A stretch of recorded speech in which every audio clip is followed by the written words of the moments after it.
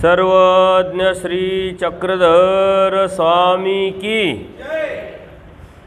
पोरांनो, आवाज का कमी? चहा पिला, बिस्किटं खाल्ले, झोप झाली, मग आवाज का कमी? सर्वज्ञ श्री चक्रधर स्वामी की।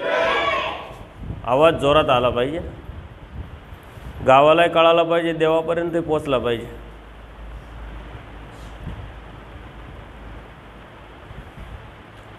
श्री क्षेत्र डोमेग्राम येथे 1 तारखेपासून आपला जो कार्यक्रम चालू आहे त्याचा आज 7वा दिवस आहे। सकाळी आपण स्थानवंदन केलं, त्यानंतर सकाळचं सत्र केलं आणि येथील ज्या लीळा आहे त्याचं आपण चिंतन करत असताना त्या लीळेतून देवाने आपल्याला काय सांगितलेलं आहे, कोणता आचार सांगितलेला आहे। धर्मामध्ये आचाराला अनन्य असं साधारण महत्त्व आहे। आचाराव्यतिरिक्त धर्म नाही आणि धर्माव्यतिरिक्त आचार नाही। आचरे त्याचा धर्म, जो आचार करतो त्याचा धर्म आहे। जो धर्मात आहे तो आचार करणारा असला पाहिजे। म्हणून परमेश्वराने सृष्टी निर्माण केल्यानंतर स्वतः वाडोवाडी फिरून आचार करून दाखवला। स्वतः भिक्षा मागितली, स्वतः वाडोवाडी फिरले। निवृत्ती काय असते ही आपल्याला करून दाखवली, प्रवृत्ती काय असते ही दाखवली, कशी असावी ही पण दाखवली। अगोदर केलं आणि मग लोकोक्तीत येऊन प्रसंगानुरूप तत्त्वज्ञान आपल्याला सांगितलं। आता परमेश्वराला आचार करण्याची काही आवश्यकता नाही, तर समाज व्यवस्था, सृष्टी व्यवस्था, त्या जीवाची कणव, त्यांचा अधिकार, योग्यता वाढवण्याच्या उद्देशाने देव वाडोवाडी फिरले। एकाच वेळेस 2 ध्येय परमेश्वराने साध्य केलं। आपल्याला स्वतः आचार करून दाखवला आणि ह्याच आचार करता करता अनेक जीवांना त्यांच्या कणवेनुसार, त्यांच्या अवस्थेनुसार, त्यांच्या योग्यतेनुसार अधिकार प्राप्त करून दिला। एकांकीच्या लीळा आपण जर बघितल्या तर आपल्या ते लक्षात येईल। देव गावागावात जायचे, ज्या योग्यतेचे जे जीव होते ते भेटायचे, देवाला विनंती करायचे। कोणी उपाराला विनंती करायचे, कोणी सेवा करायचं, कोणी बघतही नव्हतं, कोणी फक्त दर्शनच घ्यायचं, कोणी स्वार्थापोटी यायचं, कोणीतरी ईश्वरी पुरुष आहे म्हणून यायचं। असं देवाने दुहेरी आपल्यापर्यंत गोष्ट आणली आणि आजही तेच चालू आहे। देवाचं हे जीव उद्धारण्याचं जे व्यसन देवाने स्वीकारलं आहे ते अखंडितपणे चालू आहे। मग कोणाच्या माध्यमातून? ज्या जीवांना बोध दिला, जे जीव अनुसरले त्यांच्या माध्यमातून। जेव्हा एखादा साधक भिक्षा मागायला जातो, ती भिक्षा देणाऱ्याची योग्यता, अधिकार निर्माण होत असतो। त्याचा कसा हेतू आहे, कसा भाव आहे, त्यावरती परमेश्वर त्याला कोणाला तरी निमित्त करून बोध देत असतात। बोलण्याचं काम, उद्धारण्याचं काम, योग्यता, अधिकार वाढवण्याचं काम परमेश्वर कोणाला तरी निमित्त करून करत असतात। आचार अत्यंत महत्त्वाचा आहे, कारण परमेश्वराने आचार केला, आचार सांगितलं। आचार हा धर्माचा आत्मा आहे। बरं, आचार खूप अवघड आहे का? देवाला काय अपेक्षित आहे? आचार तळमळ, दुःख करणे,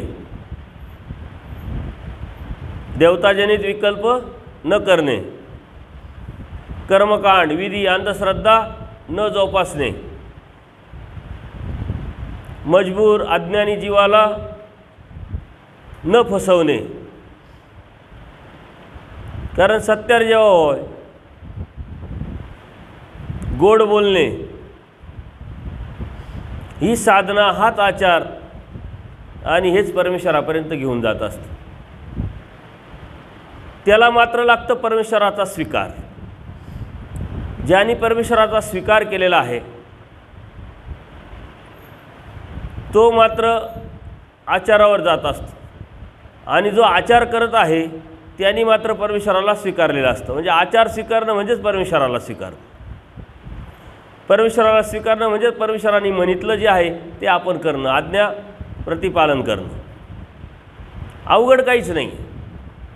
नामधारक वासनिकसुद्धा सर्व सूत्रपाठ, सर्व तत्त्वज्ञानाचा अभ्यास केल्यानंतर, ब्रह्मविद्याशास्त्राचा अभ्यास केल्यानंतर 10% आचार तुम्ही तुमच्या घरात, तुमच्या संसारात, तुमच्या प्रपंचात करू शकता.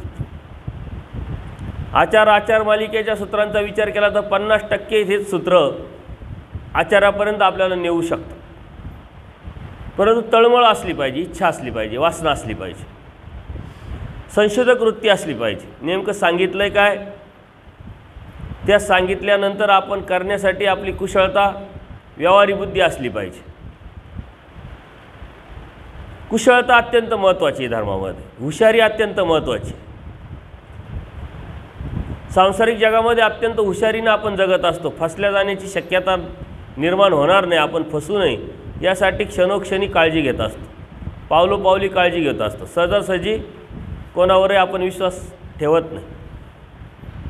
फसणार नाही याची काळजी घेत असताना अत्यंत सावधपणे पावलं टाकत असतो. इथं मात्र त्याचा आपण विचारच करत नाही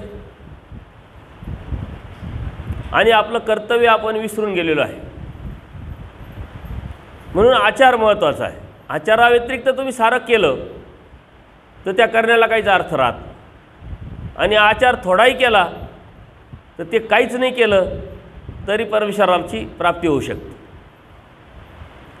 पूजनीय शांताबाईचं आहे, दुःख झालेलं आहे. नवरा मेला, मुलगा मेला, 2 मुली, एकीला फिट यायला लागली, एकीला सासऱ्यांनी टाकून दिलं. ते दुःख अति झाल्यामुळे तिला वाटलं आपण आत्महत्या करावी. एकीला पाठीशी, एकाला पोटीशी आणि द्वारकेला जाऊन मरून घ्यावं. पण ते दुःख आपल्याला कोणाला तरी सांगावं असं वाटतं, हलकं करावं असं वाटतं. म्हणून ती आपले जे भाचे आहे सारंग पंडित त्यांच्याकडे जाते, त्यांना ते दुःख सांगते. सारंग पंडित काय वेदवंत नाही, बोधवंत नाही, परंतु दर्शनीय देवाची दर्शन घेतलं आहे. दृष्टपर वृत्तीच्या माध्यमातून परमेश्वराची भक्ती करताय, भक्तीचं सोंग ॲक्टिंग करताय का तर फायदा दिसतोय. आणि त्यांना वाटलं आपल्याला जर फायदा झाला देवाकडून तर यांनाही होऊ शकतो. म्हणून जाताच ये म्हटले तर देवाला भेटून जा. देव वेरूळा असतात. आणि शांताबाईचा आपल्या भाच्याचा ऐकते, सारंग पंडिताचा ऐकते आणि वेरूळला येते. देवाला बघताच त्यांची जे दुःखाची तीव्रता आहे ती कमी होते. देवासमोर बसते, आपलं दुःख सांगायला लागते. देवा तुमच्यासारखाच माझा मुलगा होता, असेच हात होते. सर्व दुःख सांगितल्यानंतर देवाने त्यांचं दुःख कमी करलं, स्वतःचं चरणतीर्थ दिलं. आणि बिडारावरती जेवण केल्यानंतर आराम करायला गेल्यानंतर सकाळी जेव्हा ती उठून येते तेव्हा देव स्वतः शांताबाईंना विचारतात तर तुमच्या मुलीला जे फेफरं यायचं, फिट यायची, रात्री काय झालं? म्हटले एक काही आलं नाही, शांत झोपली म्हटले.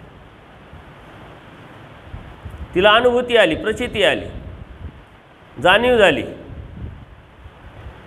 जीवाला जोपर्यंत काहीतरी प्रचिती येत नाही, जाणीव होत नाही, काहीतरी फायदा दिसत नाही, तोपर्यंत कोणताही जीव परमेश्वराकडे येत नाही. म्हणून परमेश्वर अलौकिक असं कार्य करतात. कधी चमत्कार दाखवतात, कधी स्थिती देतात, कधी प्रचिती देतात, कधी नामाचा वेध, कधी स्थानाचा वेध, येनकेन प्रकारे हा जीव कसा परमेश्वरापर्यंत येईल याचाच परमेश्वर विचार करत असतात, कारण सतत चिंतन कोणाचं आहे? जीवाचं आहे. देव कशाचंही चिंतन करत नाही, फक्त कोणता जीव कुठून कसा आणायचा, कोणाच्या माध्यमातून, कोणाच्या निमित्तातून, तेव्हाही देवाचं चिंतन चालू होतं. आजही देवाचं चिंतन चालू आहे. कोणत्या जीवाला कोणाबरोबर कुठं कधी गाठ घालून द्यायची, कोणत्या जीवाला कोणाबरोबर कुठं केव्हा कधी क्रिया करू द्यायची, कोणत्या जीवाला कोणाची भेट घालून त्याची योग्यता वाढवायची आणि त्याला आपल्याकडं आणायचं, एवढंच चिंतन देवाचं असतं. कारण देव हितक्ष आहे. फक्त आणि फक्त जीवाचा हितक्ष देवच आहे. स्वतः जीवसुद्धा जीवाचा हितक्ष नाही. आपल्यालाही आपलं हित कळत नाही, समजत नाही, म्हणून अनंत जन्म गेले, अनंत सृष्ट्या गेल्या. तिला प्रचिती आलेली आहे. देव म्हणतात बाई हिला पण सासरी पाठवा. नाही म्हटले देवा, सासरच्यांना ही आवडत नाही, हिला टाकून दिलेले. नाही म्हणे ते वाट पाहत आहे, तू पाठवा. आता देवाने सांगितलं आहे, आणि जिला फेफरं येतं आहे ती एकाईसा, तिला बरोबर पाठवा म्हटले. ती पोचवायला जाते तर ती इकडं वाटच बघत असतात. तिचं ते स्वागत करतात. स्वागत केल्यानंतर तिचं फेफरं जातं, ते तिला स्वीकारतात. हिची अडचण दूर झाली, तिची अडचण दूर झाली. देव म्हणतात बाई तुम्ही कुठं जाण्यासाठी आले होते म्हणे? द्वारकेला. जावं म्हणे आता. ते म्हणते बाबा आता तुमच्या श्रीचरणाजवळच आम्हाला द्वारका. आम्ही द्वारकेला निघालो होतो, पण द्वारकाच इथं भेटली, आता जायचं कशाला? म्हणून शांताबाईसा राहते, देवाला अनुसरते आणि खूप काही आचार देवाने सांगितला नाही.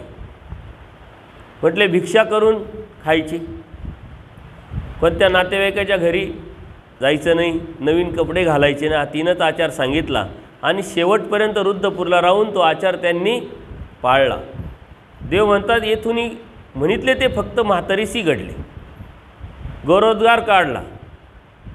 शेवटी त्या अशक्त झाल्या, आजारी पडल्या.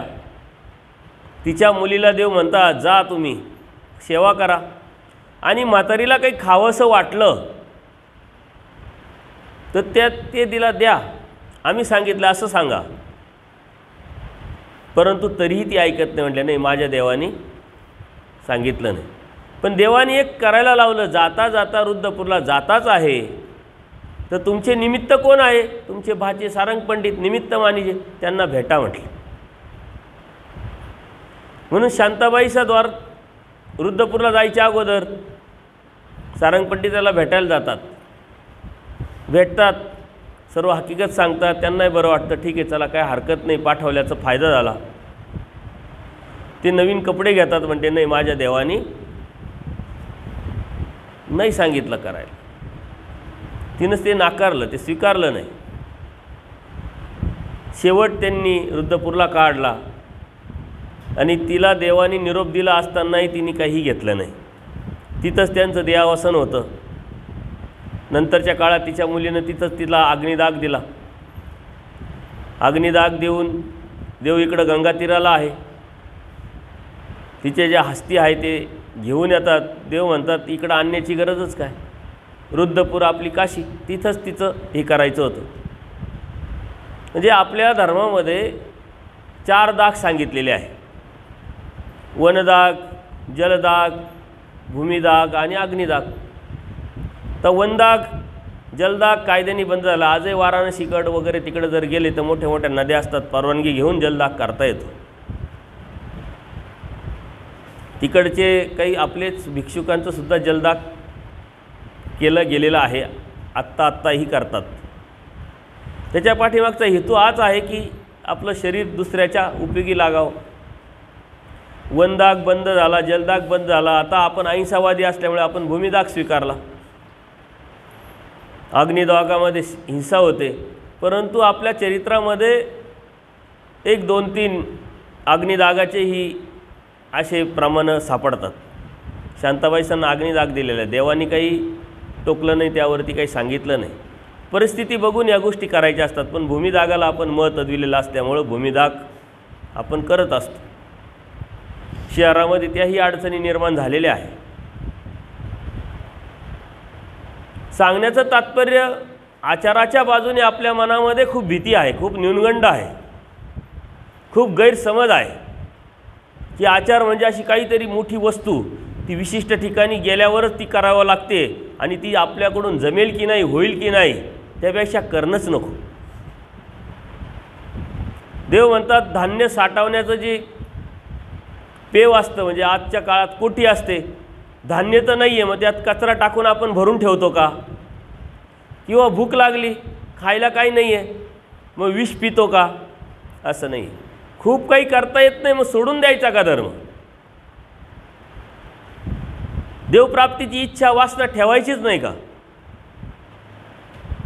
देव तर तसं नाही, तुमच्यासाठी सृष्टी निर्माण करून स्वतः आम्ही अवतार घेतला, तुम्हाला झेपेल, तुम्हाला जमेल, तुम्हाला करता येईल असाच आचार आम्ही सांगितला. तो सांगायच्या अगोदर आम्ही करून दाखवला. यदा कधी देवानी करून दाखवला नसता तर आपण विषय व्यवस्था केली असती. एवढं सोपं आहे का ते? हे अशक्य आहे, जमत नाही. बाबांनी सांगितलं, देवानी सांगितलं, परंतु जीवाकडून होणं नाही. परंतु देवानी साऱ्या गोष्टी नुसत्या सांगितल्याच नाही तर केल्या. करून सांगितलं कमी प्रभाव पडतो, मग लोकांना कळतं, समजतं, लक्षात येतं. म्हणून कर्मराटीमध्ये म्हणतात बोले तैसा चाले त्याची वंदावी पावले म्हटले. जो बोलतो तसा चालतो, जो चालतो तसाच बोलतो, याचं वंदन करायला लावलेलं आहे. आपल्याकडे काय आहे तेच आहे. एक व्यक्ती असते, एक बाई असते, तिचा मुलगा गुळ खातो. आता ही गोष्ट तुम्ही बऱ्याच वेळा ऐकली असेल. खूप गुळ खातो, तिला काळजी वाटते की आपला मुलगा खूप गुळ खातोय, उद्या नको काही व्हायला त्याला. त्या काळजीपोटी ती आपल्या बाबांकडे आणते, बाबांना सांगते की हा खूप गुळ खातो, बाबा याला काही 4 गोष्टी सांगा. हा ऐकतच नाही. उद्या याला काही आजार होऊ शकतो, व्याधी होऊ शकते, अडचण येऊ शकते. बाबा शांतपणे ते ऐकतात. ते म्हणतात बाई तुम्ही 15 दिवसानंतर याला घेऊन या, याला आम्ही काय सांगायचं काय द्यायचं ते देऊ. तिला वाटलं आता बाबांनी सांगितलंय गुळ खातोय, त्याच्यावरती काहीतरी औषध आता बाबा बनवतील, जडीबुट्टी काहीतरी औषध तयार करून याला देतील आणि मग हा गुळ खायचं बंद होईल. जाऊ दे आता एवढे दिवस गेले, 15 दिवसांनी काय होणार. म्हणून बाई जाते, 15 दिवसाची वाट पाहते. 15 दिवसानंतर परत आपल्या मुलाला घेऊन ते बाबांकडे येते. मग बाबा त्याला समोर बसावतात आणि समजावतात, बाळा गुळ खाणं चांगलं नाही, गुळाने तुला त्रास होऊ शकतो. गुळामध्ये असे द्रव्य असतात, केमिकल असतात, असं बरंच काही समजावलं. आणि तो मुलगा म्हणतो बाबा आता मी इथून पुढं गुळ खाणार नाही. शेजारी आई बसलेली असते आणि ती पाहत असते कौतुकाने. तिला असं वाटतं की आता बाबा काहीतरी पुड्या काढतील, औषधं देतील, गोळ्या देतील, काहीतरी इंजेक्शन मारतील, काय करायचं ते करतील, प्रक्रिया. पण बाबांनी तसं काही न करता फक्त समजावलं आहे. त्या बाईला आश्चर्य वाटतं, थोडा राग आला. जर हेच सांगायचं होतं तर 15 दिवसापूर्वीच का सांगितलं नाही? माझा परत हेलपाटा का आणला, परत मला का बोलवलं, वेळ द्यावा लागला, जायचा याचा खर्च सर्व करावं लागलं मला. ती थोडी रागात गुस्स्यात बाबांना सांगते, बाबा हेच जर तुम्हाला सांगायचं होतं तर 15 दिवसापूर्वी का नाही सांगितलं, हेच का नाही समजावलं म्हटलं. म्हणजे बाई त्यावेळेस मीच जास्त गुळ खात होतो, आता मीच गुळ खातोय तर माझी नैतिक अधिकारच नाही मला पोचत की याला सांगावं की तू गुळ खाऊ नको, चांगलं नाही आहे. त्यासाठी मला पहिले ते गुळ सोडावं लागेल, माझ्यामध्ये नैतिकता निर्माण करावं लागेल. आणि त्या भावनेने, त्या उद्देशाने, त्या हेतूने जेव्हा मी सांगेल तेव्हा याला प्रसवेल, तेव्हा याला पटेल, तेव्हा याला समजेल. म्हणून मी माझी प्रक्रिया माझ्यावरती प्रथम केली आणि नंतर याला सांगितली. म्हणून याच्या लक्षात आलं नाही आणि तो सोडला. आता देवाला नैतिकता निर्माण करण्याची काही आवश्यकता नाही, कारण देवाने सुद्धा अवतार घेतला आहे, जीव धर्म देह धर्म स्वीकारला आहे आणि जीव विषय व्यवस्था करू जाणे. आणि ही विषयवस्था हा जीव करतो. जीव अनादि अयुद्युक्त आहे, अनंत दोष आहे, मतित्रय आहे. पुढे या ना बाबा, या पुढे, या पुढे. हे देवाला माहिती आहे सर्व. जीवाचं स्ट्रक्चर, जीवाची विचारधारा, जीवाची वृत्ती, जीवाची प्रवृत्ती, या साऱ्या गोष्टी परमेश्वराला माहिती आहे. आणि माहीत असल्यावर त्याच्यावरती काय उपाय करावा, काय याला सांगावं, कसं सांगावं हे माहिती. म्हणून देवाने स्वतः केलं आणि मग सांगितलं. वास्तविक देवाला काही करण्याची गरज आहे का, काय आवश्यकता आहे का? भिक्षा मागण्याची, प्रसंगानुरूप तत्त्वज्ञान सांगण्याची, अनंत ब्रह्मांडांचा नायक शक्तियुक्त परमेश्वर या जीवासाठी अवतरतो आणि या जीवासाठी काय काय करतो. आपल्यासाठी कोणी काही काम केलं तर आपण आयुष्यभर त्याचे आभार मानत असतो. तर अडचणीच्या काळात यांनी मला मदत केली, अडचणीच्या काळात यांनी मला फायदा करून दिला, सहाय्य केलं, ऋण मानत असतो. देवाने आपल्यासाठी काय केलं आहे याची जाणीव जोपर्यंत होत नाही तोपर्यंत आपण देवाला स्वीकारत नाही. आणि देवाला स्वीकारत नाही तोपर्यंत आपण आचाराच्या बाजूने विचारही करत नाही. देवाला स्वीकारणं म्हणजे तत्त्वज्ञान स्वीकारणं, देवाला स्वीकारणं म्हणजेच आज्ञा प्रतिपालन करणं. देवाने जे वारलं आहे ते न करणं, देवाने जे करायला लावलं आहे ते करणं, की देवाने जे करून घेतलं ते करणं महत्त्वाचा मुद्दा आहे. देवाने करून घेतलं हे करायचं की देवाने जे सांगितलं ते करायचं. म्हणून आचार काय आहे हा जोपर्यंत आपण समजून घेत नाही, त्यावरती व्यावहारिक बुद्धीनं कुशलता निर्माण करून त्यावरती चालत नाही, तोपर्यंत आपल्याला देवाला स्वीकारलं आहे आपण असं म्हणू शकत नाही. किंवा आपण बोधवंत आहे किंवा दैवराटीचे आहे अशी सांगण्याची नैतिकताच निर्माण होत. म्हणून देवाला स्वीकारणं म्हणजे आचार करणं, आचार करणं म्हणजे देवाला स्वीकारणं. खूप छोटा छोटा आचार आहे, खूप अवघड काहीच नाही. असे उदाहरणं अनेक तुम्हाला देता येतील की जे तुम्ही दररोजच्या व्यवहारामध्ये करतातच आहे. स्वयंदास्य तपस्वीनं स्वतःचं काम स्वतः करणे. आमच्यासाठी तर देवाने खूप छोटा आणि खूप कमी आचार सांगितलेला आहे. काही खूप जास्त अवघड आचार नाही आहे, काहीच नाही. आम्हाला निर्भय करून टाकलं, आत्मनिर्भय. काही कोणाची आवश्यकता नाही, काही कोणाची गरजच ठेवलेली नाही देवाने. परंतु त्यावरती देवावरती आपली निष्ठा असली पाहिजे. देवाचा निरावलंब, माझ्यावरती कोणावरच आधार नाही राहता, कोणावरही अवलंबून न राहता जो माझ्यावर अवलंबून राहील त्याचा सारा योगक्षेम वाम्याम, त्याचा सारा आम्ही पाहून घेऊ. देवाने कॉन्ट्रॅक्ट घेतलेलं आहे आपलं. अनुसरल्याचं जीणं मरणं देवाच्या हाती. सर्व काही देवाला दिले, देवाला अर्पण केले, देव पाहून घेईल. ही भावना जोपर्यंत आमच्या मनात येत नाही तोपर्यंत आम्ही देवाला स्वीकारला असं म्हणत नाही, म्हणता येत नाही. सोपे सोपा आचार. जोगी मुंडीला निका दिसे, साधूनी कसं असावं, माझ्या साधकानी कसं असावं हे देवाने सांगितलेलं आहे. परंतु आज स्टाईलच्या नावाखाली दाढी वाढणारे, केस वाढवणारे, कटिंग करणारे, त्याला कलर देणारे बी साधक आपल्याला दिसतात. देवाने स्वीकारलं, देवाला स्वीकारलं, आचार स्वीकारला, खूप अवघड विषय आहे का? आता आपण कर्मराटीतून दैवराटीत आलेलो आहे. त्याच्यावर तो वैताग आपल्याला माहिती आहे. आणि त्या वैतागातून देवाने आपल्याला काढलं आहे आणि तो परत वैताग घ्यायचं आणि फिरायचं सोपं आहे की अवघड आहे? एक उदाहरण दिलं तुम्हाला. अनेक अशा गोष्टी आहे का ज्या आपण करू शकतो, तुम्हीही करू शकता, आम्हीही करू शकतो. एक वचन पाळलं तर अनेक वचनांना आधार ते ठरतं. आपली दृढता, आपली परिपक्वता वाढते, परमेश्वराचं साह्य होतं आणि देव मिळण्याचा आत्मविश्वास निर्माण होत असतो, जागृत निर्माण होत असते. परंतु कुठंतरी गैरसमज आहे, कुठंतरी शंका आहे, कुठंतरी कन्फ्युजन आहे. होईल का नाही, इतकं सोपं आहे का, असे प्रश्न आहे. याचा अर्थ देवाला त्यांनी स्वीकारलं नाही. देवाने तर आपल्याला स्वीकारलं आहे. हे सप्रमाण आहे. देवाने आपली निवड केली आहे आनंद देण्यासाठी. आपली निवड केल्यानंतर देवाने सारा उपद्याप केलेला आहे. नुसता उपद्याप केला असताना देवाने अवतारच घेतला नसता तर आपल्याला वाटलंच नसतं की देवाने आपल्याला स्वीकारलं आणि देवाने आपली निवड केली. पण स्वतः अवतार घेतला आहे, वाडोवाडी फिरले, जाणीव करून दिली, स्वतः आचार करून दाखवला. याचा अर्थ काय?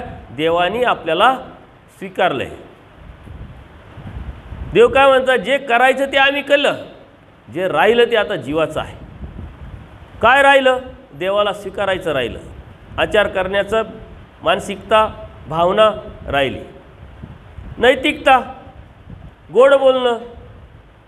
नैतिकता सांभाळणं म्हणजे काय खूप मोठा आचार आहे का? म्हणजे थोडक्यात अनैतिक काहीच न करणं, भामटेपणा, खोटेपणा, भ्रष्टाचार. तुम्ही म्हटले धर्माचा भ्रष्टाचारचा काय संबंध? पण अनैतिक कोणती गोष्ट हा भ्रष्टाचारातच मोडत असते. धर्माच्या नावाखाली मजबूर अज्ञान लोकांकडून चुकीचं काम करून घेणं हा एक भ्रष्टाचारच आहे. आणि त्याची गरज नसताना करणे हे परमेश्वराला नाकारणंच आहे. देवाने सारी व्यवस्था केलेली असताना जर आपण असं करत असेल तर हे मात्र देवाला नाकारणं आहे. ज्याने देवाला नाकारलं त्याला देव कसा भेटेल? आणि मग तोच प्रश्न निर्माण करत असतो. एवढं सोपं नाही. एका जन्मात का देव भेटणार आहे का? आचार एवढा सोपा आहे का? आम्ही कसं करतोय आम्हालाच माहिती. ही जी शंका सांगणारे जी मंडळी आहे, मग ते तुम्ही असेल की आम्ही नामधारक आहे असे सांगणारे आहे, एवढे सोपं आहे का बाबा? आम्हाला समाजात राहावं लागतं, इकडं जावं लागतं, तिकडं खावं लागतं, असं करावं लागतं, तसं करावं लागतं, असे सांगणारे नामधारक वासनिकही आहे. आम्हाला व्यवहार पाळावा लागतो असे सांगणारे साधुसंतही आहे. पण देवाने सांगितलं तुम्ही धर्म सांभाळा, आपोआप व्यवहार सांभाळला जातो. तुम्ही आम्हाला सांभाळा, आम्ही तुमचं सारंच सांभाळू. आपल्याला फक्त देवाला स्वीकारायचं आहे, देवाला सांभाळायचं आहे. देवाने जे म्हणितलं ते करण्याचा प्रयत्न करायचा आहे. खूप काही डोकं लावून, खूप काही त्रास घेऊन, खूप काही टेन्शन घेऊन करायचं नाही. स्वभावात नॅचरल जसं जमेल तसं. देवाने तर सारी सूट आपल्याला दिलेली आहे. म्हटली आहार कसा असावा सांगितलं आहे, पण त्यापुढं देवाने लगेच सांगितलं की जर आहारावरती आपण जास्त जोर दिला ना, असंच करावं लागेल असं म्हटलं, ते धर्म सोडून देतील. देवता त्रसो निधीचे, त्रसला साता जीव विषया शरण जाईल. नको करू बाबा, नाही जमत तर एक वेळा, दोन वेळा नाही, तीन वेळा खाय, काय अडचण नाही. नसेल तर मागून खाय म्हटले, काय टेन्शन घेऊ नको. पण देवाला धर्माला सोडू नको. त्याची अवस्था बदलेल, त्याची अधिकार बदलेल, त्याची जाणीव वाढेल, त्यावेळेस तो आपाप करेल. हा देवाला आशावाद आहे. आणि म्हणून देवाने आपल्याला सूट पण दिलेली. म्हणून धर्म अत्यंत लवचिक आहे. वेळ काळ परिस्थिती बघून, वातावरण बघून देवाने आपल्याला निर्णय घ्यायला लावलेला आहे. ती कुशलता आपल्यामध्ये असली पाहिजे. समाजात कसं वागावं, काय राहावं, कोणत्या पद्धतीनं आपला धर्म सांभाळावा, हा संग्रह पाळायला लावलेला आहे. म्हणून आचार महत्त्वाचा आहे. आणि आचार हाच धर्म आहे, लक्षात घ्यायचा. आचाराव्यतिरिक्त धर्म नाही, धर्माव्यतिरिक्त आचार नाही. जर तुम्ही धर्माव्यतिरिक्त आचार आणि आचाराव्यतिरिक्त धर्म करत असाल तर तुम्हाला धर्म कळाला नाही, समजला नाही, लक्षात आला नाही.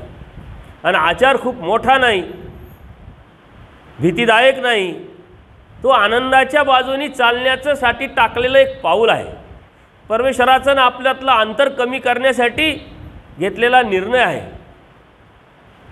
एखाद्या चांगल्या गोष्टीसाठी आपण निघालो, ती गोष्ट होण्याच्या अगोदरच आपल्याला बरं वाटतं, आनंद वाटतो का चला मी चांगला निर्णय घेतला आणि ते करण्यासाठी निघालो. एखाद्याने स्वप्न पाहिलेलं असतं मी गाडी घ्यावं, आणि ते गाडी घेण्याच्या उद्देशाने तो जेव्हा निघतो, ती गाडी अजून लांब आहे, घ्यायची आहे, ती ताब्यात भेटणार आहे, पण त्याच्या अगोदरच त्याचं आपल्याला समाधान वाटतं, सुख वाटतं की नाही. तसं देव आपल्यापासून खूप लांब आहे असं आपण समजतोय, पण देव म्हणता आम्ही तुमच्या पाठीच आहे. आम्ही काही कुठं गेलो नाही, कुठं जाणार पण नाही. पण तरीही आपल्या विचारानुसार, अवस्थेनुसार देव लांब आहे का? तर शाब्दज्ञान, अप्रोक्ष, सामान्य, विशेष, मग अनादि अविद्येचा छेद, मग प्राप्ती, मग आनंद, हे लांब लांब वाटणारी प्रक्रिया आहे. परंतु धर्मतत्वज्ञान असं आहे की देव मिळेल तेव्हा मिळेल, देव भेटेल तेव्हा भेटेल. परंतु देवाच्या आचरणात जेव्हा तुम्ही सुरुवात कराल, देवाची प्रचिती म्हणजेच सुख, देवाची प्रचिती म्हणजे स्वास्थ्य, देवाची प्रचिती म्हणजे समाधान, आणि तोच आनंद आहे. हे तत्वज्ञान इतकं सुंदर आहे, इतकं आनंददायी आहे, तेव्हा तो परमेश्वर किती मोठा आनंददायी असू शकतो. म्हणून जो या विचारांनी, या तत्वावरती, या सिद्धांतावरती चालण्याचा प्रयत्न करतो, तो तुम्हाला समाधानी दिसेल, आनंदी दिसेल, फ्रेश दिसेल. तो त्रस्त नाही, व्यस्त नाही, म्हणून अस्तव्यस्त पण नाही. म्हणून व्यस्तता, आचाराच्या बाजूनी, चिंतनाच्या बाजूनी, धर्माच्या बाजूनी व्यस्तता निर्माण करायची आपल्याला. त्रस्ता निर्माण नाही करायची, व्यस्तता, व्यस्त व्हायचं आहे. शेड्यूल आपलं जर पक्का असेल दिवसभराचं तर आपल्याला बोर होत नाही. इथे आता किती दिवस झाले, कसे झाले, कसा दिवस जातो आपल्याला कळत नाही. कारण का, सकाळी उठल्यापासून आपलं शेड्यूल असतं. 3ला उठा, रडत खडत का होईना, पण उठा. मग परत 5ला खाली या, देव पूजा करा, पूजा अवसर करा, आरती करा, चला स्थानवंदन करायला. तिकडून येता येता 7-7:30 वाजतात. फ्रेश व्हा, चहा पाणी घ्या, नाश्ता घ्या.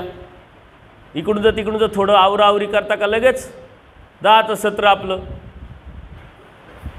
आपल्या भगिनींना जास्त व्यस्तता आहे, स्वयंपाक करून तेवढं परत या सत्राला यायचं असतं. सत्र झालं की लगेच पूजा अवसर, आरती, जेवणं. पहाटे 3ला उठलेले असल्यामुळे लगेच आराम, झोप. 3ला उठले का लगेच चहा, लगेच 4चं सत्र.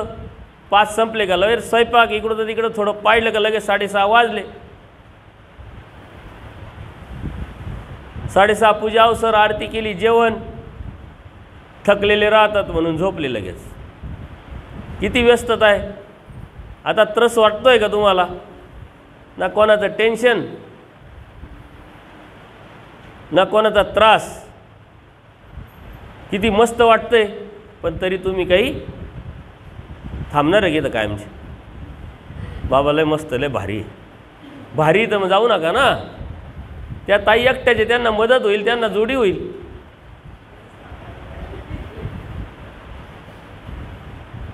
त्यांनाही बरं वाटेल, बरं आहे कोणीतरी जोडीला. परंतु ही भावना मनामध्ये आली, ही वासना मनामध्ये आली, हे काही कमी नाही. त्या बाजूने तुम्ही संकल्प सोडले, पाऊल टाकलं, हे काही कमी नाही. देव म्हणता होईल का नाही होईल, हाव तर धर, करील का नाही करील, प्रयत्न तर कर. त्या बाजूने विचार तर कर. तो विचाराचं कर्मसुद्धा देव सेव करतात. विचार मनात आला मग बोलून दाखवतो, नाही मलाही करावंसं वाटतं, असं करण्याची इच्छा आहे, तळमळ आहे, म्हणून वाचिक कर्म झालं, तेही देवाने सेव केलं. आता राहिलं प्रारब्ध, त्यासाठी प्रयत्न करणं. प्रयत्न केला तर देव सहाय्य होतं, हे काही कमी नाही, कारण त्याच्यासाठी देवाने हे सर्व केलेलं आहे. म्हणून आचाराच्या बाजूने प्रत्येक मिनिटाला, क्षणाला विचार करायचा असतो की काय करता येऊ शकतं, काय करता येईल.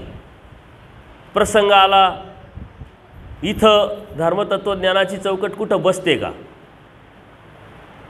धर्माच्या अनुषंगाने मला काय करण्यासारखं आहे, तो विचार करावा आणि त्या पद्धतीनं चालण्याचा प्रयत्न करावा. आणि एका सुरुवात झाली की त्या शृंखला आपोआप तयार होत राहतात, आपोआप ते वाढत राहतात. एक करायला सुरुवात केली की आत्मविश्वास येतो, मग दुसरं करतो, दुसरं करतो म्हणजे तिसरं करतो. विधीने विधी स्फुरतो. आपण विधी आपल्या डोक्यात एकच आहे, हा विधी आहे. आचाराचा विधी करायला लागला का दुसरा करायची इच्छा होईल, दुसरं केलं का तिसरं करायची इच्छा होईल. याच्याबरोबर गोड बोललं का त्याच्याबरोबर गोड बोलण्याची इच्छा होईल. नैतिकता सांभाळण्यासाठी एकट्याला नाही म्हटलं तर दुसऱ्याला नकार देण्याची हिंमत होईल. प्रत्येक गोष्ट सुरुवात आपल्यापासून आहे, सुरुवात आपल्यालाच करावं लागते, त्याच्याशिवाय पर्याय नाही. म्हणून धर्म हा आचाराशी निगडीत असल्यामुळं त्याचा आपण विचार करायचा आहे.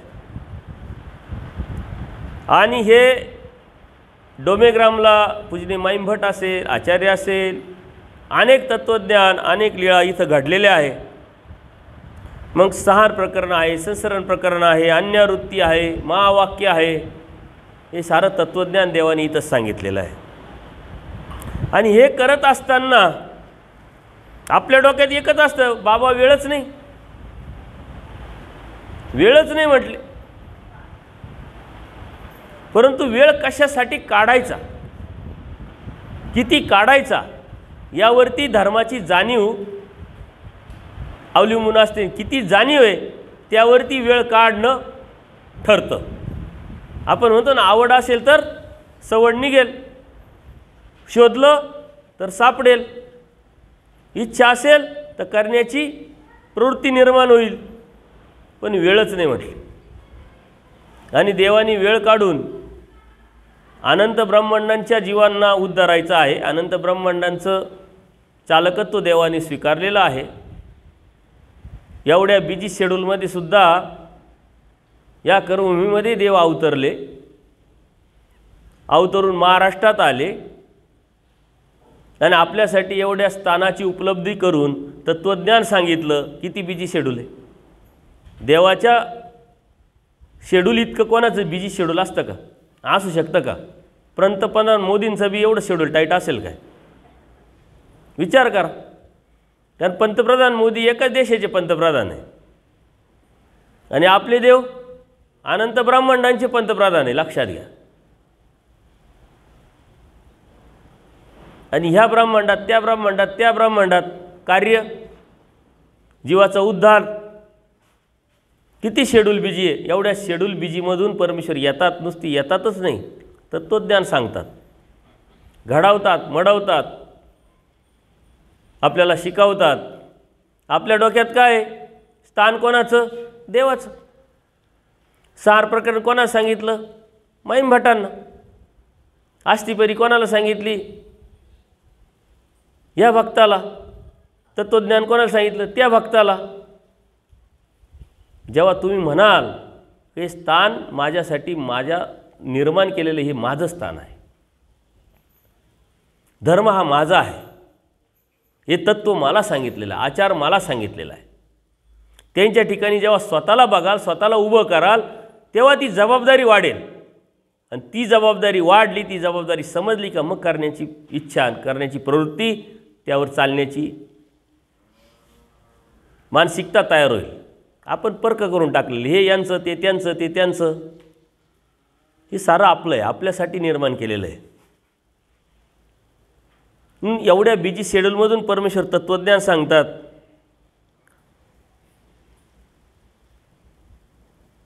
ह्याच डोमेग्रामामध्ये असताना देव निरूपण करताय आणि निरूपण करता करता संध्याकाळची वेळ आहे, वेळी झाली आहे आणि बसले निरूपणाला. निरूपण करता करता किती वेळ झाला हे देवही विसरले, आचार्य विसरले. रात्र सरली, रात्र संपली, पाठ झाली,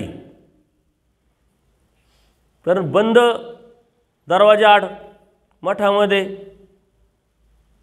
चर्चा चालू आहे. वेळ किती माहीत नाही, टायमिंग किती माहीत नाही. देवनिरूपण करतात. काय अवसर असेल, काय ती गोष्ट असेल, विचार करण्यासारखी गोष्ट आपण कल्पनाही करू शकत नाही. देवनिरूपण करताय आचार्यांना. पाठ झाली, आचार्य सहज उठून बाहेर आले तर पाठ झालेली. आणि देवाला ते काय म्हणतात? देवा पाहिले म्हणजे पाठ झाली म्हटली. म्हणजे आश्चर्यजनक. अहो रात्र गेली, पाठ झाली म्हटले. आपण म्हणतो ना वेळ झाला, लगेच काटे आधीन व्हाल. काटा, काटा कुठं कुठं आहे? पायात रुतलेला काटा आणि घड्याळाचा काटा, हे दोन्ही डिस्टर्ब करणारे काटे.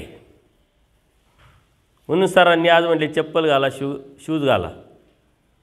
तरी काही भक्तांनी बिगर शूजचं, बिगर चप्पलचं आज स्थानवंदन केलं.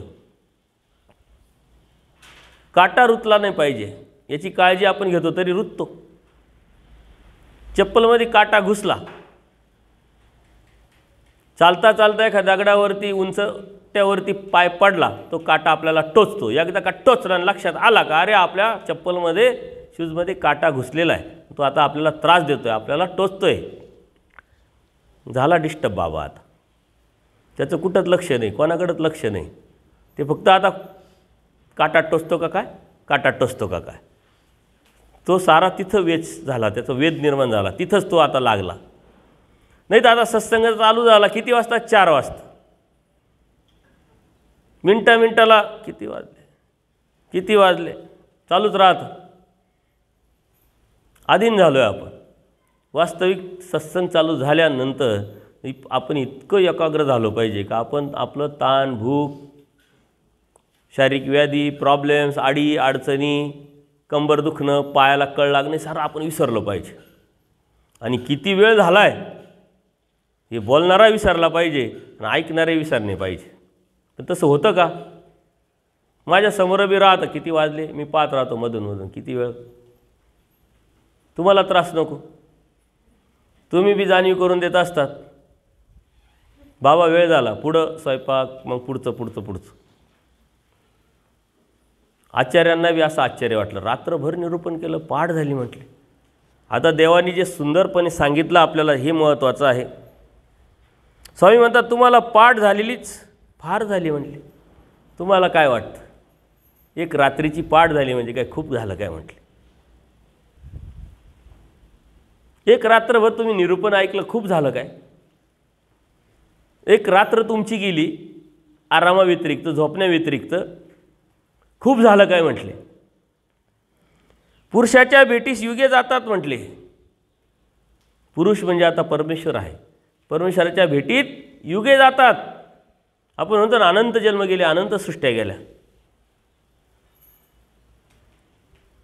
परमेश्वराची जाणीव, परमेश्वराचा बोध, परमेश्वराची भेट, परमेश्वराला समजणं यासाठी आपले युग गेलेले, युग अनंत जन्म गेले, अनंत सृष्टी गेले. आणि आपण म्हणतो अरे 1 तास झाला सत्संगात, 4 स्थानं झाले, 10 क्रिया झाल्या, 15 गाठ्या झाल्या, आणि हे मिळण्यासाठी अनंत जन्म, अनंत युग गेले म्हटले. देव म्हणतात पुरुषाच्या भेटीसाठी अनंत युग गेले. भटांनी विचारलं ते कसे काय म्हटले. आचार्यांना काही लक्षात आलं नाही. बघा प्रसंग काय आहे, चालू काय आहे, आणि देव कुठं घेऊन जात आहे जीवाला. अरे अनंत युग गेले बाळा, हे काय करतोय तू, हाचा काय विचार करतोय. अनंत जन्म गेले याचा काय विचार करतोय. पूजा अवसरामध्ये आलेला आहे. मग स्वामी सांगतात एक राजा असतो म्हटले, ते आपलं सारं कुटुंब पाईक वगैरे घेऊन तो परिवारासह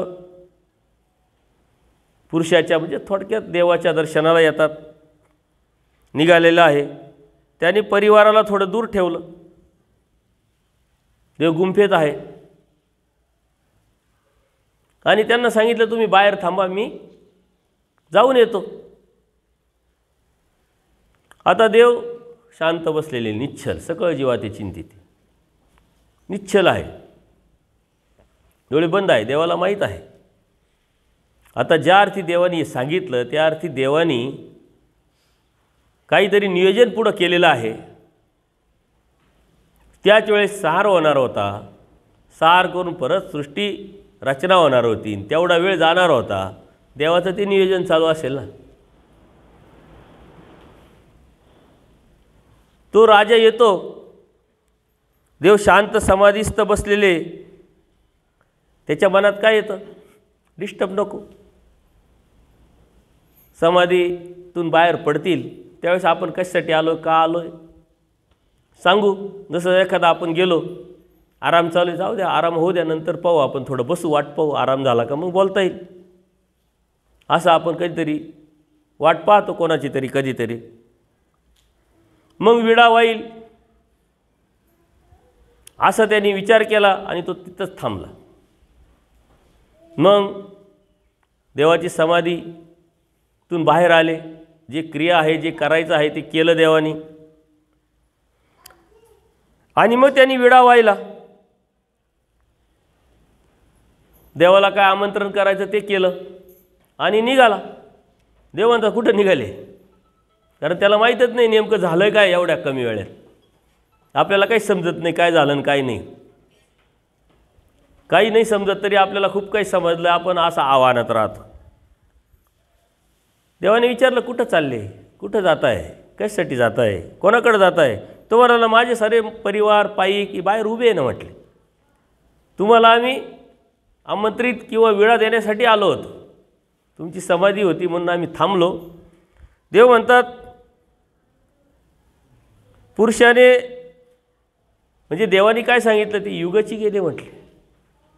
ते युग गेलं, ज्या युगात तू आला होता ते युगच नाही आहे. महासार झाला. महासाराचं जेवढं दिवस असतो तेवढी रात्र असते, तसं संसरण जेवढं असतं तेवढं साराची वेळ असते.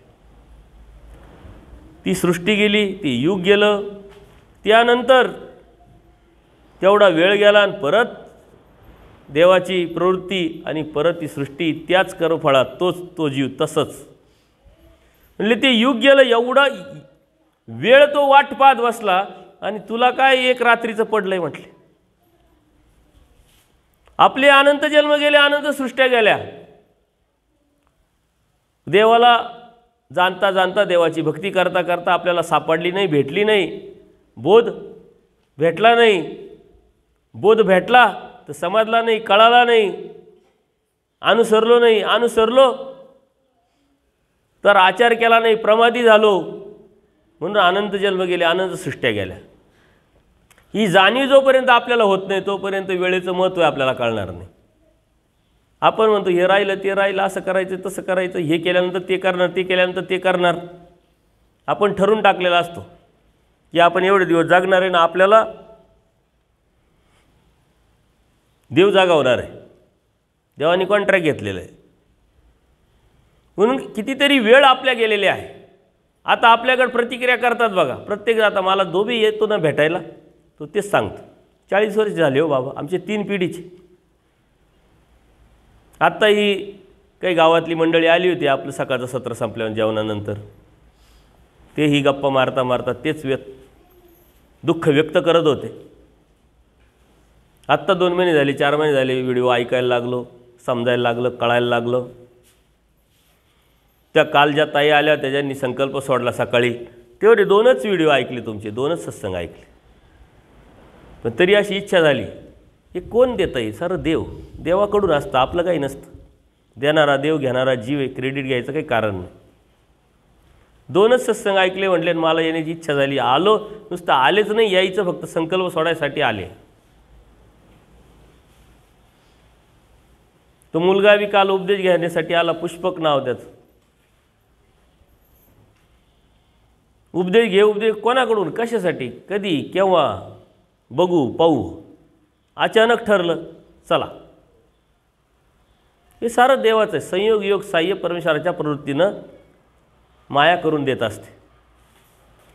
आपण इतका वेळ झाला नाही असंच आणि तसंच याचा विचारच करायचा नाही, कारण अनंत वेळा आपल्या गेलेल्या आहे, दवडलेल्या आहे. आपण अनंत संधी आपल्याला देवाने दिल्या, त्या आपण घालवलेल्या आहे.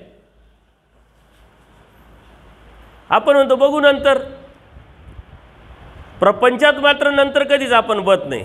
लगेच अडचणी असेल तर कर्ज काढतो, उसंदारी करतो, परंतु ते लगेच करतो. धर्माची गोष्ट म्हटली का पाहू करू, आपल्या लिस्टमध्ये धर्माची गोष्ट सर्वात शेवटी असते. जमलं तर.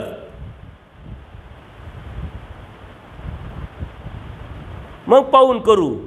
देव काही कुठं पळून चालला नाही आणि धर्मही काही कुठून पळून चालला नाही. पण वेळ मात्र गेल्यानंतर उद्या ती परत येत नाही, येणार नाही, हे मात्र लक्षात घ्यायचं. संधी एकदा आली ती परत येईलच याची काही गॅरंटी नाही. क्षणोक्षणी परमेश्वराने संधी दिलेली असते. पावलोपावली देवाने आपल्याला संधी दिलेली असते. पण आपण पाहून बघू म्हटलं तर ती परत येण्याची शक्यता होत नसते. कारण ती मानसिकता, ते वातावरण, ती जाणीव याची राहील याची काही गॅरंटी नाही. म्हणून देवाने सांगितलं आता मरतं चांग. आता देवाचं झालं ती वेळ खरी, उद्याची कोणीच गॅरंटी नाही. देवही गॅरंटी घेत नाही, देवही. पूजनीय भांडारेकरांनी सकाळी आपण बघितलं, शेवटी पूजनीय भांडारेकरांनी सांगितलं का ठीक आहे, काय हरकत नाही, काळवंचना करता करा, परंतु हीच मांडी परत भेटेल का? देव म्हणतात नाही सांगू शकत. देव तर अनार्जित दाता आहे, सर्व शक्तियुक्त आहे, अनंत ब्रह्मांडाचा नायक आहे. देवाला काय अशक्य आहे? देव म्हणू शकले असते काय हरकत नाही, अशा अशा ठिकाणी अशा अशा वेळेस अशा अशा जन्मात मी आहेच परत. पण देव म्हणते ते नाही सांगू शकत. बघा, अनेक भक्त देवाला भेटायला यायचे आणि निघाल्यानंतर ते विचारायचे देवा आता पुढची भेट. मग देव सांगायचे आम्ही आता ह्या ठिकाणी तुम्हाला भेट देऊ, सांगायचे की नाही, त्या ठिकाणी भेट देऊ. पूजनीय भांडारेकरांना काय अडचण होती सांगायला का आम्ही अशाच्या ठिकाणी भेट देऊ? नाही सांगू शकले, कारण ते सर्वस्वी आपल्यावर अवलंबून आहे. इथून मग अनेक वेळा देव आपल्याला भेटले असतील, संधी दिली असेल, देवाने विचारलं असेल, आपणही सांगितलं असेल, परंतु ते आपण दवडलेलं आहे. म्हणून तर अनंत जन्म गेले, अनंत सृष्टी गेल्या, 800 वर्षे निघून गेले, त्याच्यानंतर आपला जन्म झाला, नरदेह भेटला, आत्ता बोध झाला. त्यावेळेस का आपला जन्म नसेल का? झाला असेल. आपल्या गावातून देव गेले असतील, आपण फक्त पाहत राहिलो असेल, किंवा आपल्याला त्याचं काही वावडंही वाटलं नसेल, महत्त्वही वाटलं नसेल. अशा अनंत संध्या आपल्याला परमेश्वरांनी दिल्या, पण त्या आपण दवडलेल्या आहे. आपण म्हणतो खूप वेळ झाला, पण वेळ झाला याची जाणीव जर झाली तर मात्र तुम्ही निग्रह कराल, प्रयत्न कराल, दुःख कराल, तेच दुःख परमेश्वरापर्यंत तुम्हाला घेऊन जाईल. खूप वेळ झाला, अशी वेळ आपली दवडलेलीच आहे. आपण खूप वेळ झालेलाच आहे. मग आत्ताचा वेळ कसा पकडता येईल,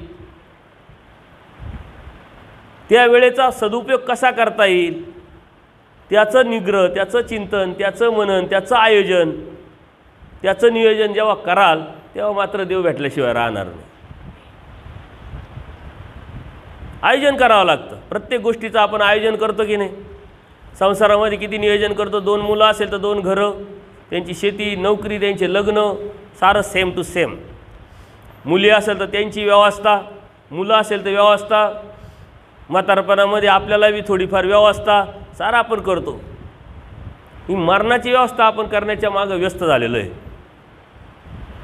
कारण मरणातून आपण ज्याच्यातून निघतो, ज्याच्यातून आपल्याला देव काढतो, त्याच्यासाठी आपल्याकडे नियोजन काहीच नसतं. म्हणून मी सांगत राहतो, दीक्षा म्हणजे काय? दीक्षा हे आयोजन, नियोजन आहे. व्यवस्थितपणे आयोजन जर केलं, नियोजन केलं तर ती काही अवघड विषय नाही आहे. अनुसरण, आयोजन, नियोजन केलं तर काही अवघड गोष्ट नाही आहे. उलट समर्थपणे तुम्ही धर्म सांभाळू शकता. तर देवाने सांगितलं जो समर्थ आहे तो आचरे, तो धर्म सांभाळील. समर्थता ह्याच ठिकाणी, ज्या घरात तुम्ही राहता त्याच घरात आयोजन करायचं आहे, त्याच घरात नियोजन करायचं आहे, त्या घरातून निघण्याचं नियोजन त्याच घरात करायचं आहे. लक्षात घ्या. जे आनंद, आनंद, सुख, सुख याच्या पाठीमागे आपलं आयुष्य जातं, ते सुख मिळवायचं आयोजन त्या घरात जेव्हा कराल तेव्हा मात्र 100% देवाचा आनंद, सुख मिळेल तुम्हाला. देव मिळेल याची जाणीव पण योग्य वेळेत जर झाली तर भाग्य.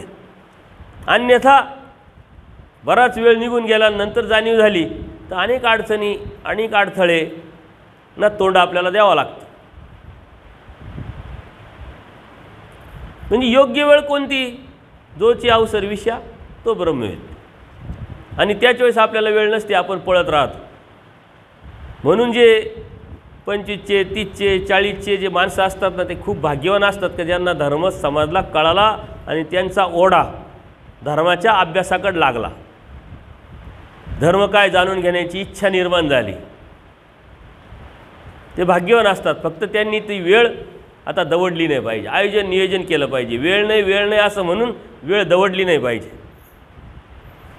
जे सर्वात जास्त बिझी असतात त्यांच्याकडे सर्वात जास्त वेळ असतो. ज्यांना काहीच काम नसतं ना, त्यांच्याकडे काहीच वेळ नसतो. आयोजन, नियोजन करून तो किती बिझी असेल तर तो शेड्यूलमधून टायमिंग, वेळ काढून देत असतो. बघा, राजकीय लोक आहे, मोठे मोठे व्यावसायिक लोक आहे, त्यांना काहीच वेळ नसतो. परंतु तुम्ही भेट मागितली तर देतात. त्यांचे आयोजन असतं शेड्यूल, अपॉइंटमेंट घेतात तुम्ही, मग ते म्हणतात उद्या दुपारी 12 वाजता या. एवढ्या बिझी शेड्यूलमध्ये त्यांनी तुम्हाला वेळ दिला, तुम्ही जाता, भेट होते, काय असेल ते करतायत. ते म्हणता का नाही वेळच नाही, भेटूच नको, येऊ नको. त्यांच्याकडे वेळ आहे, त्याचं वेळेचं नियोजन आहे, आयोजन आहे, म्हणून ते वेळ देऊ शकतात. ज्यांच्याकडे काही काम नाही आहे तो वेळच नाही, इकडं जायचं आहे, तिकडं जायचं, हे करायचं, ते करायचं, कधी भेटायचं नाही. सांगतो तुला कामं काहीच नाही. काम काहीच नाही हो, पण वेळही पण नाही. आपण आता कशात मोडतो हे पाहायचं. आयोजन नियोजन करून, जी बौद्धिक कुशलता वापरून, व्यावहारिकता वापरून, हुशारी वापरून जो धर्म सांभाळतो, तो धर्म करतो, तोच परमेश्वराला प्राप्त करू शकतो. चाललंय टाईमपास म्हणून करणाऱ्यांचं धर्मामध्ये जागाच नाही आहे. वेळ जाण्यासाठी धार्मिकता करणारे लोक जर असतील तर त्यांना धर्मही कळाला नाही, धर्म समजला नाही. वेळ जाण्यासाठी धर्म करायचा नसतो, वेळ पकडण्यासाठी धर्म करायचा असतो. तो वेळ जाऊ नये म्हणून धर्म करायचा असतो. कितीतरी साधक आहे, मला तर आश्चर्य वाटतं, काय चाललंय, काय नाही, चाललंय टाईमपास. वेळ जात नाही म्हणून मग आम्ही हे करतो, आम्ही ते करतो, असे सांगणारे साधक दिसतात. वेळ जाऊ नये म्हणून करा, वेळ दौडू नये म्हणून करा. तुमची मानसिकता काय, तुमची विचारधारा काय, तुमचा उद्देश काय, त्यावरती साऱ्या गोष्टी अवलंबून असतात. म्हणून देवानी या गोष्टीद्वारे नंतर महादायसा असते म्हटले, मग ते आमचे देवच असतील. देवानी होकार देऊन मान्यता दिलेली आहे. पुरुषाच्या भेटी युगे गेली म्हटले, आणि तुला काय पहाटेचं पडलं आणि रात्रीचं पडलं म्हटले. आचार्यांना घडवलं, मडवलं, आणि जेव्हा जाण्याची प्रवृत्ती देवाला होते तेव्हा बेलापूरला अहोरात्र देवाने निरूपण केलं. परत सारं रिपीट, अहोरात्र. कोणी म्हणतं 7 रात्र, कोणी म्हणतं 10 रात्र. आता अहोरात्र शब्द आला म्हटल्यानंतर किती रात्र आणि किती दिवस आपण सांगू शकत नाही, अंदाज बांधले बघ. त्यावेळेस काय लाईट होती, त्यावेळेस काय फॅन होता, कूलर होता. तेलाचा दिवा, ते संपलं तर वातीतलं तेल. आचार्यांना झोप लागली तर पाणी मारायचे तोंडावरती देव, आळस घालवायचे. पण ऐक, हेच तुझ्या हिताचं आहे, हेच तुझ्या फायद्याचं आहे. त्यांनी आचार्यांचा नाही विचार केला. त्यांना माहिती आहे आचार्य तर आता उद्धरलेच. आचार्यांना तत्त्वज्ञान सांगण्याच्या पाठीमागचा हेतू तुमच्यापर्यंतही आणायचं होतं, आपल्यापर्यंतही आणायचं होतं. त्यांना माहिती आहे याला जर सांगितलं, याला जर दिलं तर हे निर्मिती करणार आहे, निर्मितीतून या कलियुगाच्या शेवटच्या जीवापर्यंत नेता येणार आहे. आचार्यांचं देवानी जे जागरण केलं आहे ना, ते आपल्यासाठी केलेलं आहे. आचार्य तर घडवले, मडवले होते. अपरोक्ष ज्ञानाची झिंद बांधली होती आचार्यांना. हेतू पुरस्कार देवानी तर त्यांच्या चुकीतून रुद्रपूरला पाठवलं, 6 महिने लेट केलं. त्यांना माहिती आहे जर मी या निघालो आणि हे निघाले तर मग मागचं भक्तांचं काय, जीवाचं काय, तुमचं काय, आमचं काय. देव सारं नियोजन आहे. दूरदृष्टिकोन देवाकडे जो आहे तो कोणत्याही जीवाकडे नाही. म्हणून दूरदृष्टिकोन ज्याचा आहे तो दैवराटीचा आहे. उद्याचा पाहणारा, उद्याचं लक्षात ठेवणारा, आणि उद्याचं आपल्याला कशात हित आहे जो समजणारा तो मानभाव असतो. ते म्हणते उद्याचं काय, मानभावांनी असं म्हटलं पाहिजे का उद्याचं काय. त्याच्या डोक्यात उद्याचं हातात असलं पाहिजे. ते डोक्यातून त्यांनी हातात घेतलं पाहिजे का उद्या त्याला दिसला पाहिजे की उद्या मी अशा ठिकाणी असेल, मला अशा ठिकाणी जायचं आहे. एखादा मुलगा असतो, त्यांनी 10वीतच ठरवलेलं असतं का मला हे व्हायचं आहे, मला ते व्हायचं आहे. तो विचार करतो 5 वर्षानंतर मी काय असेल, कुठं असेल. तुम्ही तो विचार करायचा आहे. आज मी इथं आहे, मी 2 वर्षानंतर कुठं असेल, 5 वर्षानंतर कुठं असेल, माझी काय अवस्था असेल, माझी काय परिस्थिती असेल. हे स्वप्न बघा धर्माच्या अनुषंगाने देव सहाय्य करा. त्यामुळे सांसारिक जगामध्ये आपण म्हणतो की ह्या वर्षी आपल्याला घर बांधायचं आहे, पुढच्या वर्षी मग आपल्याला गाडी घ्यायची आहे, अजून 2 वर्षानंतर मुलगी लग्नाला येणार, मग तिचं लग्न करायचं, मग मुलगा लग्नाला येणार त्याचं लग्न करायचं, मग करायचं काय, मग पुढं काहीच नाही झालं ना बाबा. आता देवकृपा एवढी का सारंच आमचं झालं. जेव्हा तो म्हणतो का हे झालं का ते झालं का ते झालं का ते, पुढं काय, मग मी अनुसरणार आहे, मी देवाचा होणार आहे, देव सारं करून घेणार आहे. पुढं काय, हा प्रश्न आपल्याला निर्माण झाला पाहिजे. तो प्रश्नाचं उत्तर आपल्याला शोधता आलं पाहिजे.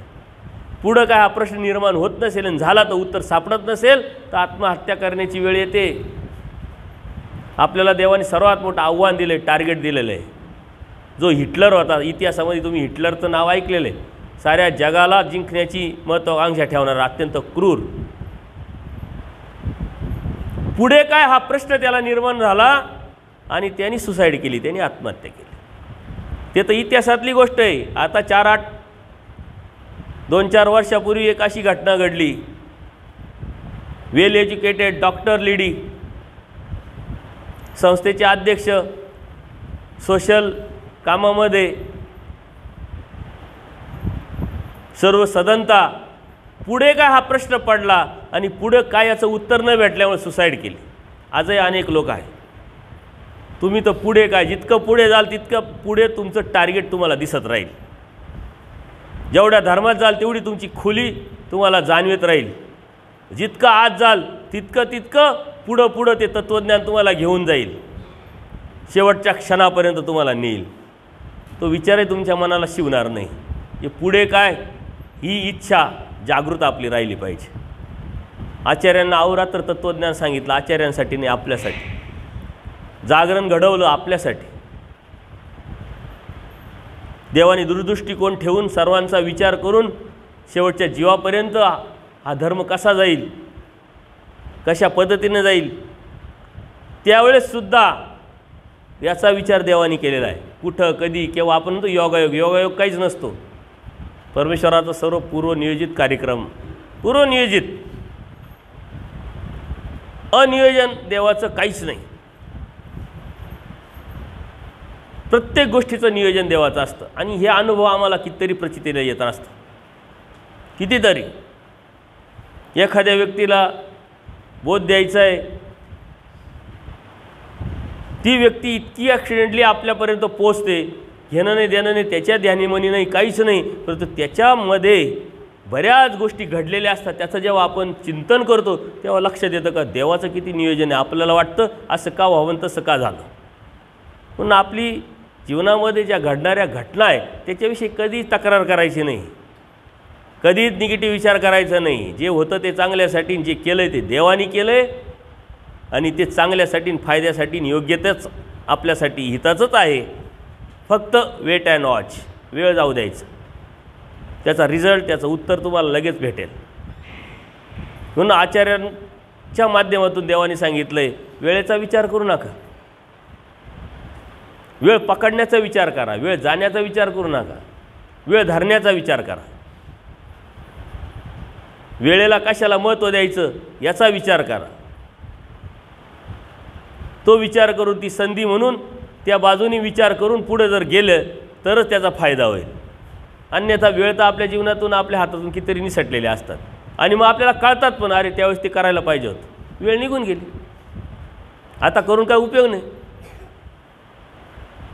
ते केलं असतं तर असं झालं असतं, वेळ निघून गेली, आता करून उपयोग नाही. म्हणून त्यावेळेस ते केलं पाहिजे. आणि सर्वात महत्त्वाचं, देवाच्या प्राप्तीची वेळ ज्याला पकडता आली तो भाग्यवान, तो पुरुष, तो पुरुषार्थ. ते सर्वात मोठं आव्हान त्यांनी स्वीकारलेलं आहे. त्याच्या बाजूनी पावलं टाकायला त्यांनी सुरुवात केली. तो लाभातला लाभ, पुरुषार्थला पुरुषार्थ. ज्याच्यासाठी देवाने सारं केलं ते करायला निघालेला जीव, देवाला किती प्रसन्नता, किती अभिमान झाला असेल.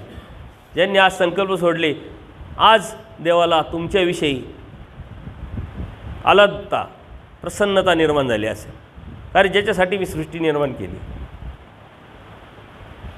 ज्याच्यासाठी मी अवतारलो, ज्याच्यासाठी वाळवळवाडी फिरलो, ज्याच्यासाठी आचार्यांना अहोरात्र निरूपण केलं, ज्याच्यासाठी आचार्यांच्या तोंडावर मी पाणी मारलं, तो आज दिवस यांनी साध्य केला, तो उपयोगी लावला. देवही प्रसन्न झाले असते. देव कधी प्रसन्न होतात? देवाला काय विडे वाहिल्याने प्रसन्न होतात, खिटी घातल्याने प्रसन्न होतात, क्रिया केल्याने प्रसन्न होतात. देवाने जे सांगितलंय ते करायला लागल्यानंतर देव प्रसन्न होतात. देवाने काय सांगितलंय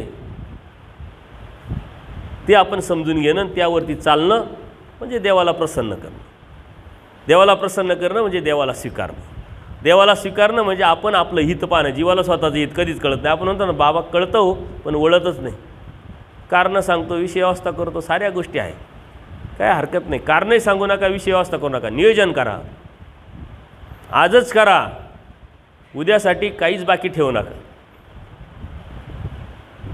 उद्यासाठी बाकी ठेवाल तर आजचाही दिवस गेलेला असेल आणि उद्याचाही दिवस गेलेला असेल. पण उद्याचं आयोजन आज कराल तर आजचाही उपयोगी लागला आणि उद्याचाही उपयोगी लागला. लक्षात घ्या, एका निर्णयात दोन दोन फायदे, एका विचारात दोन दोन फायदे. आणि ज्याच्यासाठी आपण करतोय त्या बाजूनी पावलं टाकणं म्हणजे आपल्या हिताचं, आपल्या भल्याचं आहे. ज्याला हित कळालं, भलं कळालं तो भाग्यवान. पूजनीय माईम भट, पूजनीय आचार्य, पूजनीय भांडारेकर, त्यांना हित कळालं, समजलं. ते प्रपंचात होते, संसारातच होते. भांडारेकरांना नाही घरदार होतं, पाठीमागं बायको होती, गरम पाणी तयार होतं, सर्व होतं. पण लक्षात आलं हेच हितक्ष, आता आज नाही तर उद्या नाही, आज पकडायचं, याच्यासाठीच सारं चाललं आहे. माईम भट्टांनी तर वर्षे घेतले, आचार्यांनी 8 भेटी घेतल्या, बाईसांनी 3 दिवस घेतले, त्याच्या अवस्थेनुसार. काय हरकत नाही, तुम्ही बी दिवस घ्या तुमच्या अवस्थेनुसार. पण नियोजन करा, आयोजन करा. उद्याचं आयोजन आज, उद्याचं नियोजन आज, उद्याचा देव आजच मिळवा. आज आत्ता करायला सुरुवात केली तर उद्याचा दिवस तुमच्या हातात आहे, लक्षात घ्या. माईम भट सहजासहजी वर्षानंतर निघाले असतील का? वर्षभर त्यांनी आयोजन केलं असेल, नियोजन केलं असेल. प्रत्येक भेटीच्या नंतर भेट जी आचार्यांची झाली त्याचंही नियोजन त्यांनी केलंच असेल. निर्णय क्षमता त्यांची होती, पुढं पुढं जात राहिले. बाईसांनी तिसऱ्या दिवशी डायरेक्ट झालं का? नाही, पहिल्या दिवशी विचार केला ना त्यांनी. त्या बोनेबायांनी देवाचं वर्णन केलं, आकर्षण निर्माण झालं, इच्छा निर्माण झाली. देव तिकडून आले, बाईसा इकडून आल्या, सांगितलं त्यांनी जे सांगितले वर्णन ते हेच पुरुष दिसतात. देवा तुम्ही मौन देव इकडून आले म्हणे, हो चला आमच्या गुंफेला. आयोजन केलं, नियोजन केलं आहे, चेक करायचं काम करायला सुरुवात केली. चेक केलं, 3 दिवस देवानी बी चेक करून दिलं, कर काय करायचं चेक, तुला जे द्यायला आलो ते आता देणारच. 3 दिवस घेतले, परंतु आयोजनाशिवाय नाही, नियोजनाशिवाय नाही. पण जी बाईसा देवाची झाली ती कायमची झाली. तसं नियोजन आयोजन उद्याचं आज केलं तर देव भेटणार आहे, देव मिळणार आहे. शंका घेऊन, गैरसमज करून, न्यूनगंड ठेवून, भीती ठेवून जर धार्मिकता जर करत असाल तर ती करूही नका आणि करण्याचा फायदा होणार नाही, हे लक्षात घ्या. वेळ जात आहे, ती कशी पकडता येईल, ती कशी आपल्या हातात येईल याचा विचार करा. वेळ गेलेली आहे याचं दुःख करा आणि पुढची वेळ कशी सांभाळता येईल याचं नियोजन करा. सर्वज्ञ श्री चक्रधर स्वामी की दंडवत हो.